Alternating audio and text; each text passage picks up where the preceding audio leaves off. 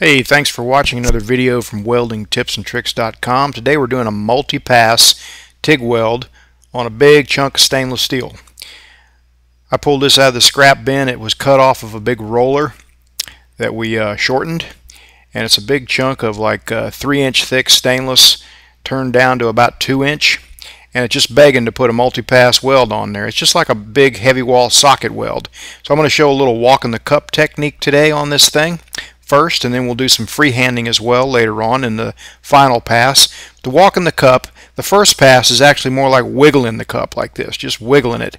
And it leaves scratch marks like this, so it's not actually tolerated in every industry. Like if you're doing fine, tedious work for the semiconductor industry or fine, smooth machine surfaces, it's just not tolerated, so you have to learn how to freehand. But pipe fitters and construction workers that weld pipe and whatnot walk the cup like this routinely on socket welds. So that's what we're doing here. The first pass, again, we're just wiggling the cup back and forth. The reason it works so well is it maintains your torch angle.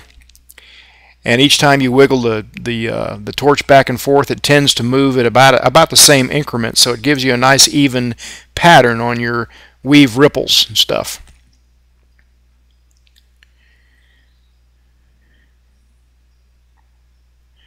It's a good technique if nothing's in the way, and that's the key, if nothing is in your way, because you're doing a lot of movement and you're kind of, you see I'm speeding it up here. See, if there was stuff in the way, it would kind of hinder me a little bit, but I'm out here in the wide open, and it's an excellent technique to use in the wide open. Now we'll put the second pass on there, and the second pass is not just wiggling the cup. You're more like, it's like you were walking a 55-gallon drum across the floor back and forth. So you roll it one way, and then you kind of have to tilt it the other way and then roll it back the other way. So if you've ever done that, you'll know what I'm talking about. If you've never done it, just get a glass and sit at your kitchen table and you can roll it, and you'll see what I'm talking about. Either way, it tends to put nice even ripples, because again, it keeps your electrode angle the same. It keeps your arc pretty tight, and each time you move it, your tendency is to move it at about the same increment each time, and so your travel speed's even, and it makes your ripples even. It's a good technique. It's just not always possible to do it. Alright, there's a total of 3 passes, a root pass, and then 2 passes on top of that. Now there are times when that wouldn't be enough, so we're going to go ahead and put 3 more beads on this. Now I'm using a rigid 17 air-cooled torch here. Not my favorite style torch, but sometimes you got to live with what you got. You can see I got to position my hand here to get the right angle, or if I'm coming in from this angle, I've got to, it's not a flex head, so I can't just get any angle I want, in other words. But you make do. This is another way of propping to make it around a joint like this. Okay, before we do the rest of it, this is a time for a TIG finger commercial. Now, you know, I make videos every week. I go to a lot of effort to do it, and the only way I can keep doing it is to make a buck every now and then. So I'm promoting my TIG finger this week. That's my main product. Let me show you a few instances where it's good, and we'll get back to the rest of the video. Small diameter tubing like this, where you can't walk the cup, it excels. If you're a student and you're doing a bunch of joints like this aluminum joint that gets hot really quick, it's hard to prop, it's hard to find a place to prop, it just slides right up like new money. Lets you make the weld. You don't have to prop 2x4s or 4x4s up to prop your elbow on. You just prop right on the metal and slides right up, works like a charm. Outside corner joint like this, it's a perfect thing. See, I'm going to prop up here, turn the torch upside down and prop with my pinky. That's just one way of doing it.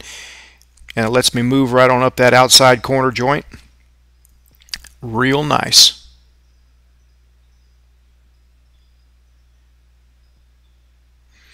Okay, one more thing. The inside corner, or even a T-joint, the heat gets trapped and it'll really cook your knuckles sometimes. So this is a good way of propping to keep your knuckles cool. And on 4130 chromoly, like on a if you're welding a fuselage for a small aircraft, it's the ticket. Hard to find places to prop, and that stuff does get hot. TIG finger is the way to go. You can prop right next to the weld if you want. A steady hand does weld better. And when I was in welding school, I cut the thumb out of a TIG glove, and that got me by, but now with this thing, it is much better than the thumb out of a TIG glove.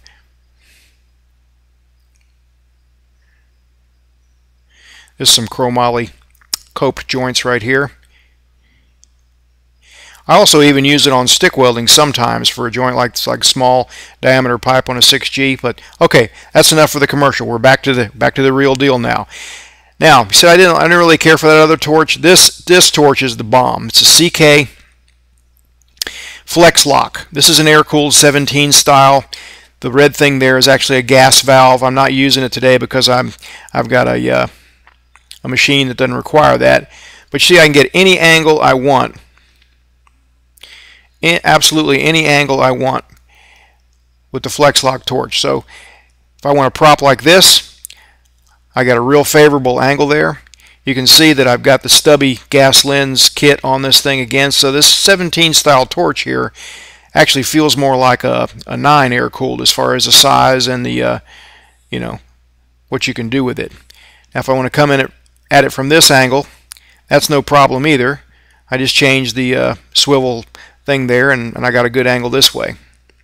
All right, we're about to show the arc shots on the next 3 passes.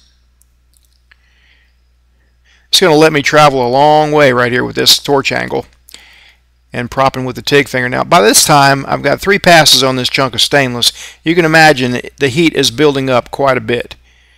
So I didn't put a thermometer on it or anything, or use an infrared heat gun, but it's getting pretty warm. That's really where the TIG finger excels. Okay, here we go. There's the first pass, freehanding on the last layer of beads. Now when you're not walking the cup, you got to pay extra close attention to making your little motions the same. See, I slipped right there. But back up a little bit and just carry on. It's not a problem. A little uneven ripple is not going to hurt anything.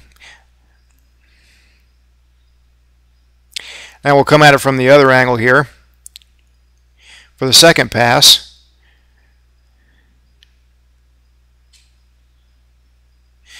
And again, I'm using a 1/8 filler rod here.